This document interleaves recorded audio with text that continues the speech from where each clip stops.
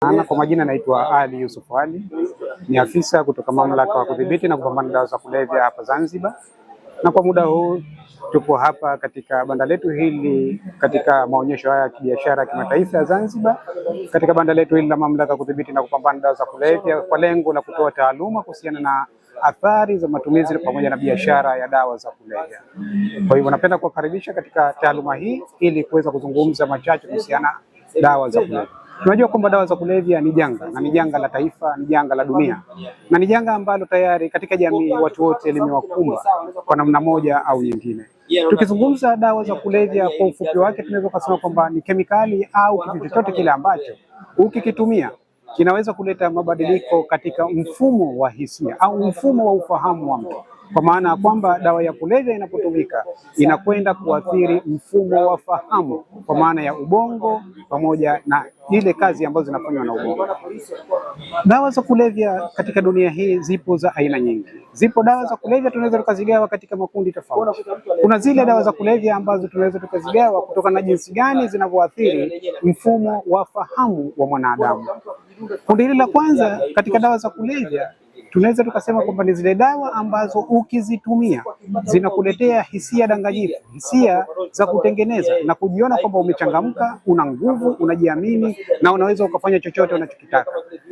Dawa hizi zinaleta hisia danganyifu. Tunasema hisia danganyifu kwa sababu pamoja na kwamba unajihisi hivyo ambavyo unajihisi, lakini ni hisia ambazo haziwezi kukuacha salama baada ya kuzitumia.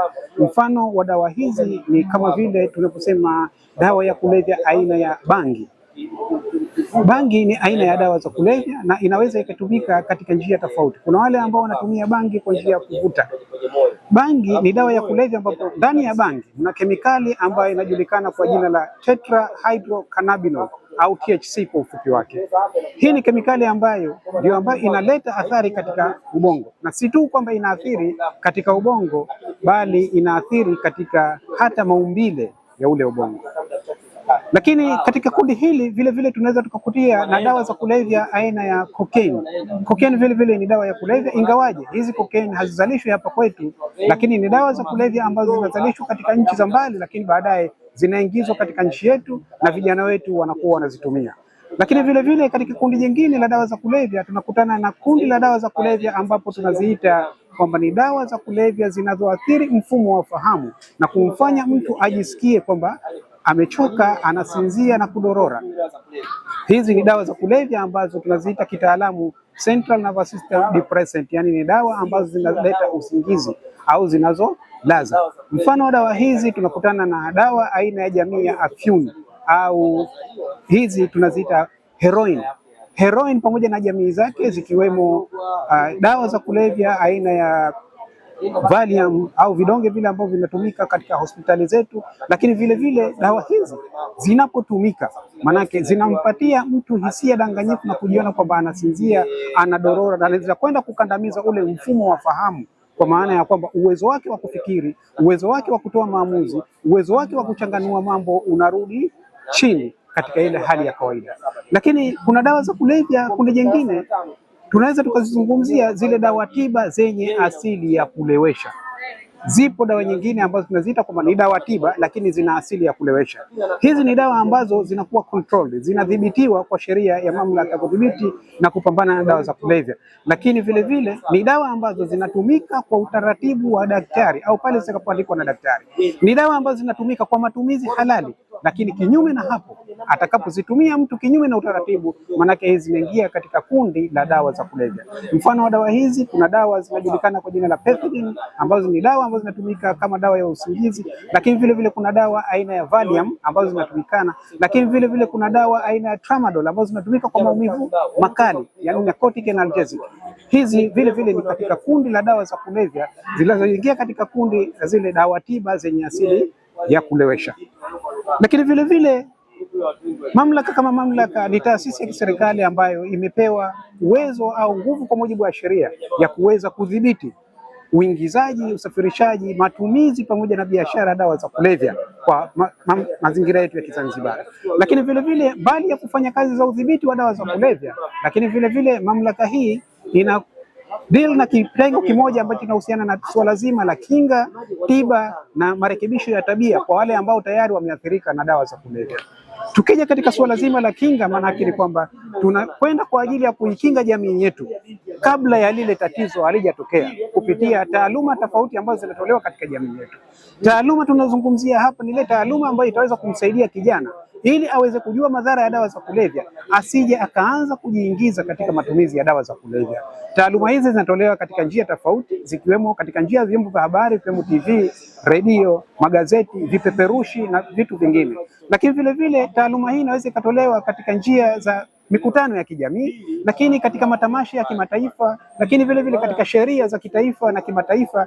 Lakini katika sherehe hizi, wakati tunapopata kuzungumza na jamii na kuweza kuwapatia taaluma kuhusiana na suala zima la dawa za kulevya, athari zake, majanga yake ambayo yanaweza kujitokeza katika jamii zetu za ujumla. Lakini vile vile dawa za kulevya, taaluma ya dawa za kulevya inaweza ikatolewa kupitia katika vitabu na miongozo tofauti ambayo inaweza ikatolewa pamoja na suala hili. Lakini kinachoendelea zaidi ni kwamba baada ya kupata ile taaluma ya kuwalinda vijana kutokana na matumizi ya dawa za kulevya, manake si kweli kwamba wote ndio wataweza kujizuia.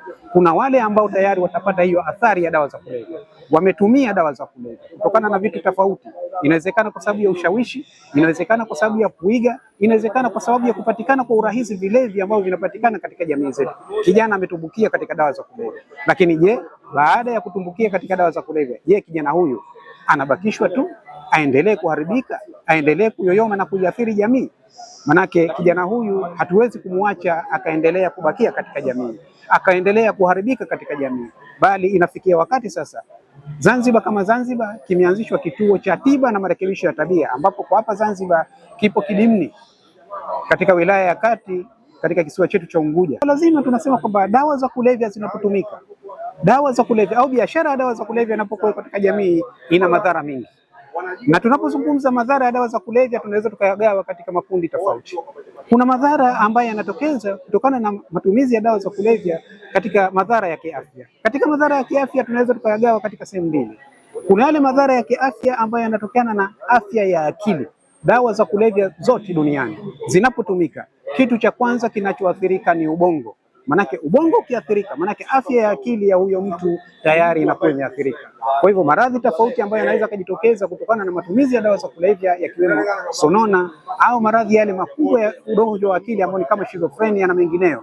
Maradhi haya yanatokana na jinsi gani ambavyo dawa za kulevya zinakwenda kuathiri mfumo wa utendaji kazi wa ubongo. Lakini ukiachilia mbali hapo, dawa za kulevya katika suala zima la afya inaweza ikaathiri afya ya mwili. Yaani kuna maradhi tofauti ambayo yanaweza kutokea kutokana na matumizi ya dawa za kulevya, yakiwemo maradhi ya fizi kwa wale ambao pengine wanatumia dawa za kulevya aina mirungi au miraa. Lakini vile vile kuna maradhi ya fizi kwa wale ambao wanatumia dawa za kulevya kwa njia ya kufuata na njia nyingine. Lakini vile vile anaweza kupata maambukizi ya virusi vya ukimwi. Maambukizi ya virusi vya ukimwi yanaweza kutokea kwa wale ambao wanatumia njia ya kujidunga. Kwa mfano kama wale ambao wanatumia heroin kwa njia ya kujidunga, manake wanaweza kupata maambukizi kwa ile process ya kushare au kuchangiana bomba za kujidungia. Katika mazingira yale, manake anaweza kupata maradhi ya ukimwi, anaweza kupata maradhi mengine ya kujamiiana, yakiwemo maradhi ya kaswende, anaweza kupata maradhi mengine ambayo yanapitia katika njia ya kujidunga. Inawezekana maradhi ya homa ya ini aina ya B na C. Kwa hivyo haya ni baadhi ya maradhi tu ambayo yanaweza kupata kwa wale ambao pengine wanajidunga. Lakini vile vile tukiingia katika hali nyingine katika hapo upande wa afya, ni kwamba dawa za kulevya zinapunguza uwezo wa mwili wa kuweza kukabiliana na maradhi. Kwa hivyo watu wa aina hii au watumiaji wa dawa za kulevya inakuwa ni rahisi kuweza kupata maambukizi, kwa sababu dawa za kulevya zinaharibu mfumo wa mwili wa kuweza kupambana na maradhi tofauti ambayo binadamu anaweza akayapata. Lakini tukiachilia mbali hapo, ina maana tunaweza tukaingia katika njia nyingine. Tunaweza tukaingia katika hali nyingine ambayo dawa za kulevya zinaweza kusababisha matatizo tofauti ya kijamii. Matatizo ya kijamii yakiwemo kuvunjika kwa ndoa, mporomoko wa maadili, lakini vile vile hata matatizo ambayo yanaweza kujitokezea. Kwa mfano, vijana ambao wanatumia dawa za kulevya, wengi wao wanaweza kukata shule. Wanaweza kuharibu mfumo wao wa elimu, kwa sababu dawa za kulevya zinaharibu mfumo wa akili, lakini vile vile uwezo wao wa kufanya vizuri katika shule unaporomoka. Wakati mwingine inawezekana kijana aingie darasani, anaweza kufukuzwa shule kwa njia za utovu wa nidhamu, lakini vile vile anaweza akafeli masomo yake kwa sababu mfumo wa akili yake tayari umeharibika.